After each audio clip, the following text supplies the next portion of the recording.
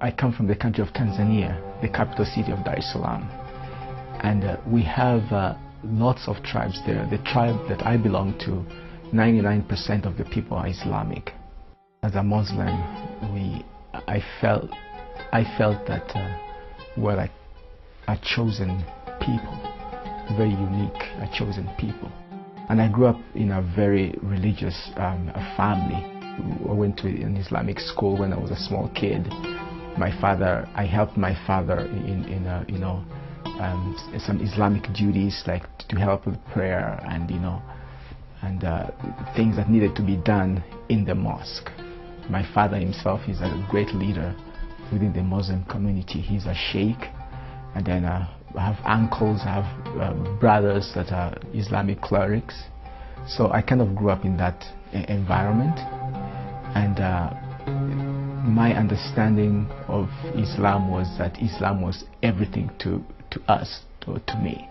So I had that passion, I had that hunger for the truth as a Muslim.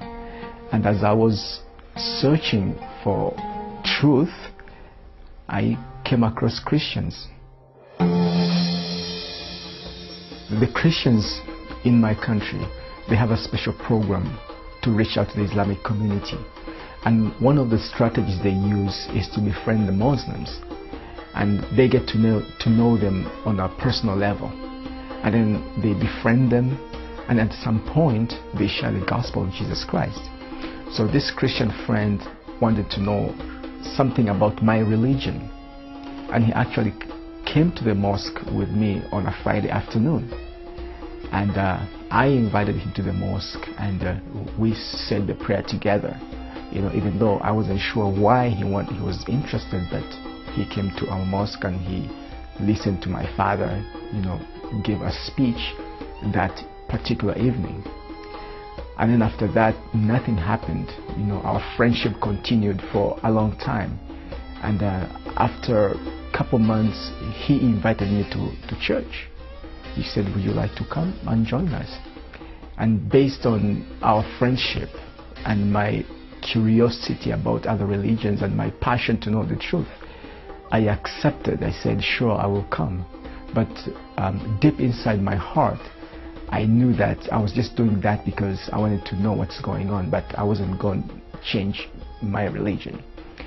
So we went to church, and it was a different experience for me because I've never been to church before. The message of the preacher that day was about God's covenant. And he said that, the God of the Bible is a God of covenants. He makes covenant with his people. You read throughout the Old Testament, the New Testament, he has made all kinds of covenants.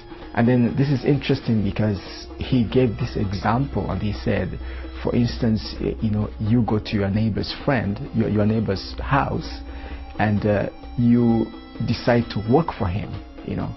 You sweep his house, you mop his floor, or you do anything good.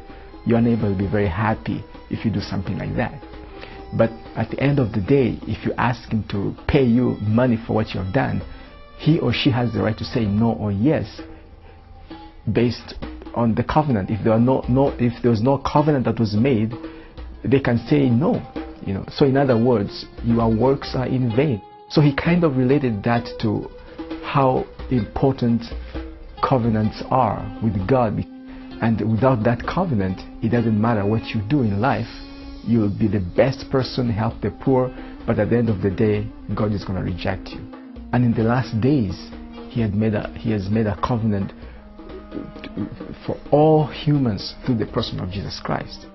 What struck me most is that I heard God explained in a way I've never heard before in my life. So it's like I had my own way of doing things.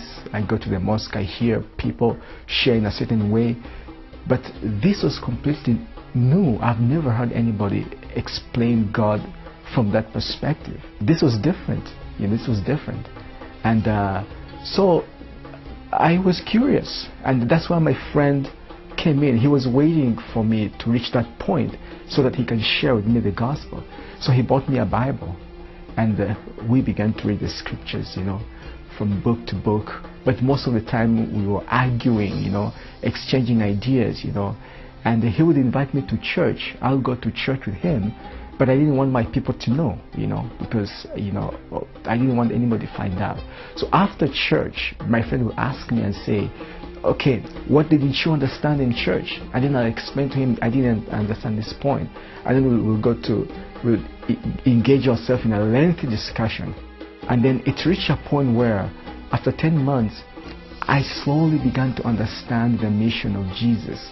Why Jesus and not any other person, And I can say that it was the work of the Spirit, because I didn't know everything, but that understanding of the mission of Jesus Christ began to sink in me, and I knew that I needed to know more about the Messiah. What helped me is that hunger for God was so strong in me as a Muslim in general, because I wanted to be a Muslim cleric. That was my goal. So after Christ was introduced to me, I knew that if life was to be meaningful, I have to believe in this Messiah, based on what my friends explained to me and based on what I read from the scriptures and the discussion that we had together, So I knew that if life was to have meaning, I needed to know this Messiah. And it just happened that it reached a point where I could not resist God anymore. I knew that it's Jesus that I needed. I went to his church again. And after the service, the preacher made an invitation. I raised up my hand, and they prayed for me, and I gave my life to Jesus Christ. That decision changed my life in a sense that I used to make such a big deal out of religion. I did not understand the difference between God as God the Creator and religion as a group of people trying to find God. And before I was taught that God is so big and He's out there, and I pray, I do all kinds of good things, but at the end of the day we'll see what happens, because that assurance is not there. When I became a Christian, I felt connected with my Creator. I can pray to Him, I can talk to Him, the connection is there. When I speak to Muslims, I will try to help them understand the difference between God and religion. There is a difference, because I think that's where the confusion comes. Most of the times we talk about our religions, and we have all kinds of discussions that lead to nowhere. But I want them to see that there is a God who created the universe, created everything, and is interested in each one of us. And it does not matter what religious background you come from, what social status you come from, or whether you are rich or poor. He is interested in you, and He wants to make a difference in your life. And a good passage from the Bible that I will share is the Sermon on the Mount. I think it's a good place to start. The Sermon on the Mount, when Jesus Christ was talking, blessed are those who are pure in heart, blessed are those who hunger and thirst for righteousness, for they shall be filled. I think that's powerful, and it matches with the mindset of most Muslims. They should accept Jesus Christ as Lord and Savior, and He's the only one who can change their life, because I think first I'm going to help them understand first who Jesus is.